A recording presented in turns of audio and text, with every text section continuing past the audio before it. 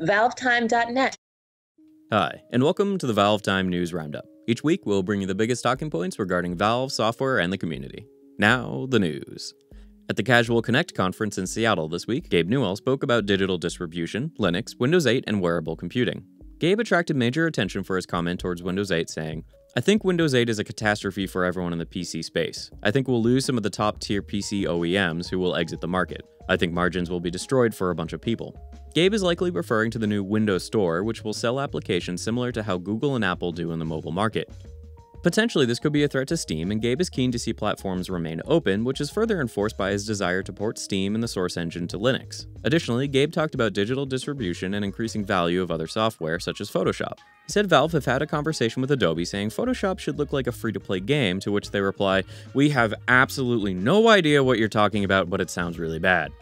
Who knows? Well, Gabe just might. As he added, "We have a kid in Kansas making $150,000 a year making virtual hats."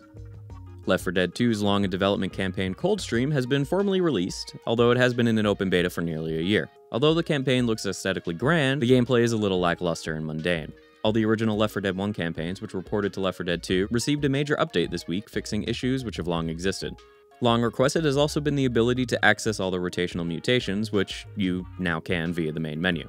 Lastly, the 4 Left 4 Dead 2 survivor models, Ellis, Nick, Rochelle, and Coach, have been added to the Source filmmaker, so you can make Meet the Mechanic, Meet the Con Man, Meet the Media Producer, and Meet the Coach, I guess. While we're on Left 4 Dead, Overkill has released their Left 4 Dead crossover DLC based on a raid of Mercy Hospital for Payday the Heist. The update is free for owners of the game, but if you don't own the game, fear not, we're giving away a copy. Just stay tuned at the end of this video to find out how you can win. Victor Antonov is a previous Valve employee known as the Half-Life 2 lead art director. His visions conjured up the Combine, their universe and architecture, as well as the entirety of City 17, inspired by his Bulgarian roots having grown up in Sofia. Until now, we've never known why he decided to leave Valve, but he revealed this week, "I left precisely when they stopped making epic AAAs, which was Half-Life 2. Since then, there were episodes. Valve is a great place, but I'm interested in projects, not companies. I went to Valve specifically for Half-Life 2. I went and I collaborated with Arcane to do The Crossing and Dishonored. I put the project above everything else." It's been widely felt that Valve burned out on producing Half-Life titles after the Orange Box and focused on establishing other IPs and growing Steam, but Victor wanted to work on risky creative projects, and the episodic approach was seemingly something Victor didn't enjoy. Even the lure of Half-Life 3 wouldn't take him back to Valve, he said, but he's doing well overseeing all visual design for ZeniMax-owned studios.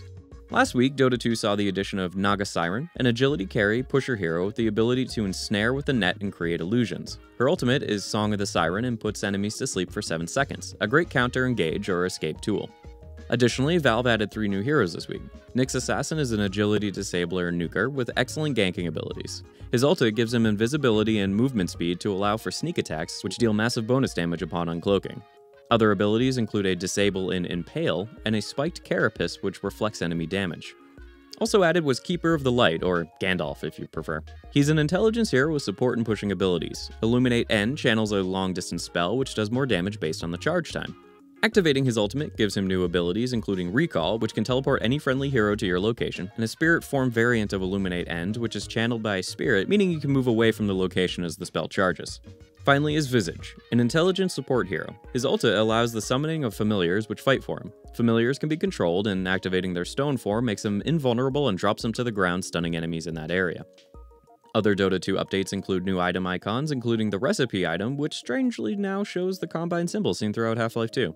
Also, the internal Dota 2 Workshop UI now has a new interface allowing for compiling, validating, and previewing items before you submit them. NECA revealed a selection of new Portal 2 merchandise now available for pre-order. They include the Portal jumpsuit, Shell's long fall boot socks, Atlas's portal gun, and a portal gun stand. A few Valve employees turned up at San Diego Comic-Con 2012 to promote the new items, including animators Karen Prell and Bill Fletcher, as well as artist Laura DeBuck. Bill and Laura came dressed in character, their faces having been used in Portal 2 as Cave and Caroline. That brings us all up to date on the main talking points for this week's Valve and community news. If you would like to play the Left 4 Dead DLC and Payday the Heist, you can win a copy of the game by heading on over to our mod review for Mission Improbable 3. Watch it, download it, and give it a play. We highly recommend it.